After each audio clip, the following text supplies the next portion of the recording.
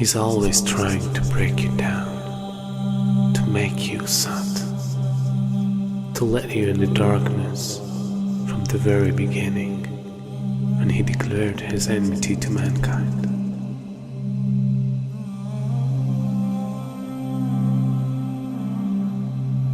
And throughout the history, he caused evil and destruction between every nation.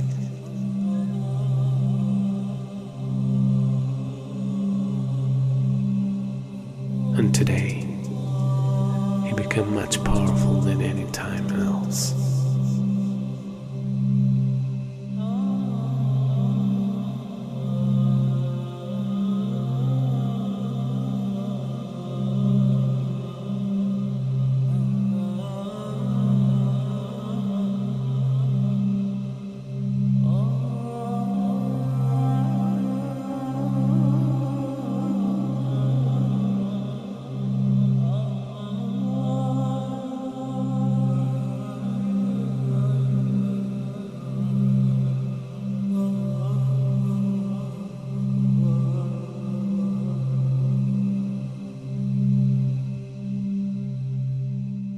A new world order, a world where the rule of law, not the law of the jungle, governs the conduct of nations.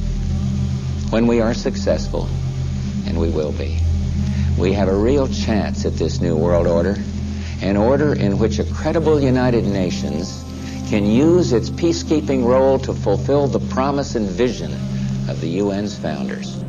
We begin to see the climax of a major change in society, the climax of a new world order.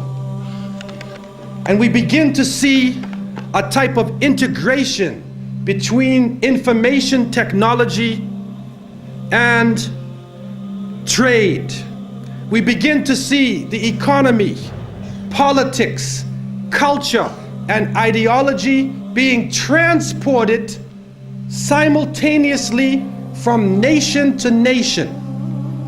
And with this technology, with the ability to transport ideas, the very value systems of people, the way that they eat, what they enjoy to do, how they enjoy recreation, their racial concepts, their culture, their ideology being transported all around the world, a type of globalization. And with this boom in the information technology, and with this major event that takes place, now it comes to a culmination and it starts to reach a high point. And so the innocent people, we look at this and we say, what is going on? What is happening to the world that had so many different varying views, different nations, different ways of approaching things that can complement each other?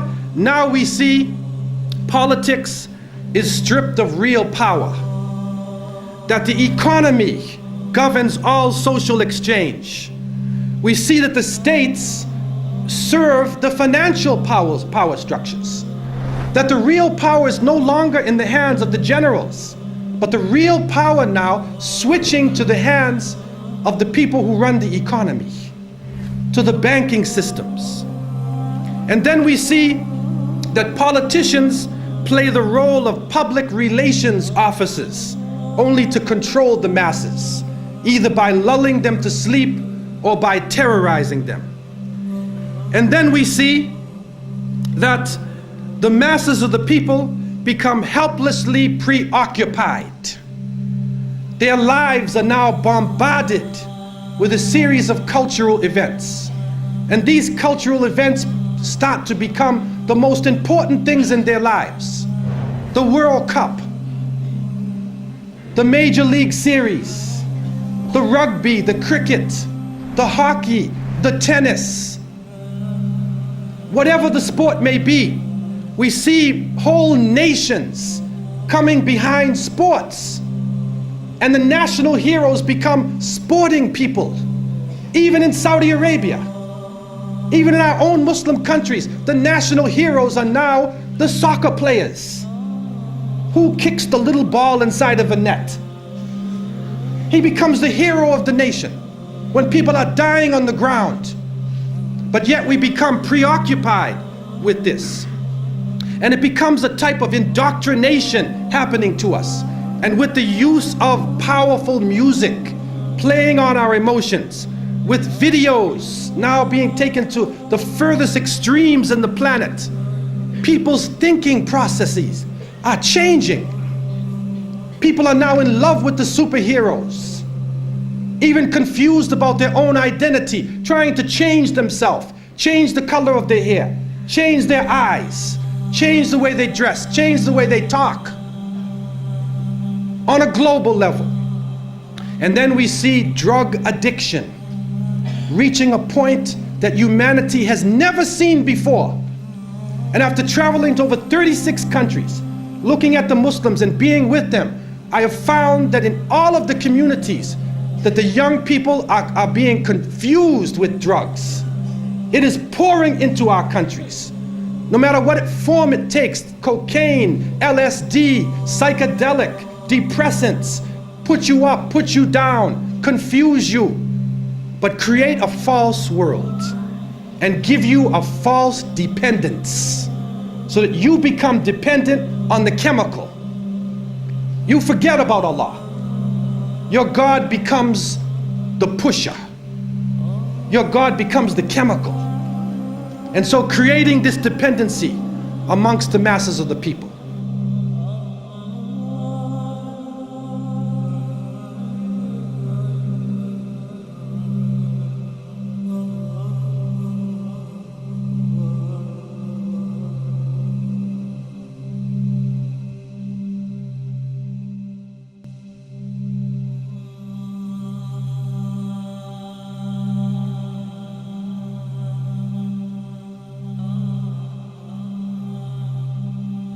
This is a dollar bill, which is the now devalued dollar bill. And on the back of the dollar bill, there's a seal on this side. It's called the Great Seal of the United States. That's what it's called. It's their seal. Now behind the seal, this is actually what is behind the Great Seal of the United States, is a pyramid with one eye. Now the one eye is the sun god Ray, which is where we get the word ray, sun rays. It is the sun god, same Mithraic character, and he shows up again and again. This is the Masonic god of the ray. 13 5-pointed stars, and when you draw lines between them, you'll draw a 6-pointed star. If the hexagonal star is lifted out and placed over the image of the pyramid, its points indicate specific letters in the Latin inscription surrounding it, which are thought to be an anagram. Inside the American dictionary is the word anagram, which is the intentional scrambling of the letters of a word to conceal the real word. So if you re-scramble, you get Masons. This is how we know that the Masons originated the drawings for the Great Seal of the United States. This search for concealed meanings in the iconography is not confined to the imagery alone.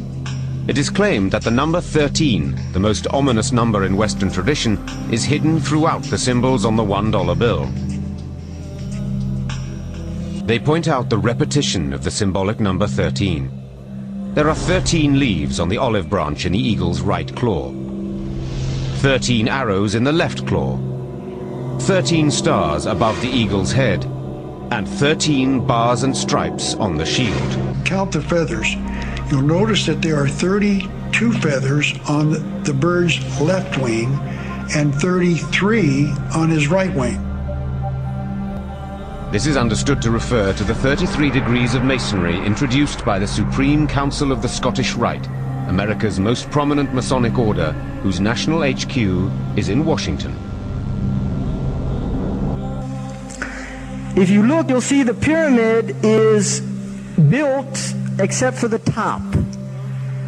It's built except for the top. The eye is suspended above the top. It hasn't come down yet.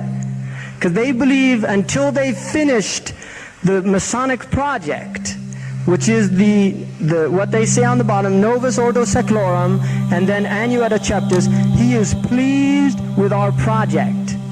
In other words, the God they believe in is pleased with our project. What is the project? This is the question. What is the project that this God is pleased with?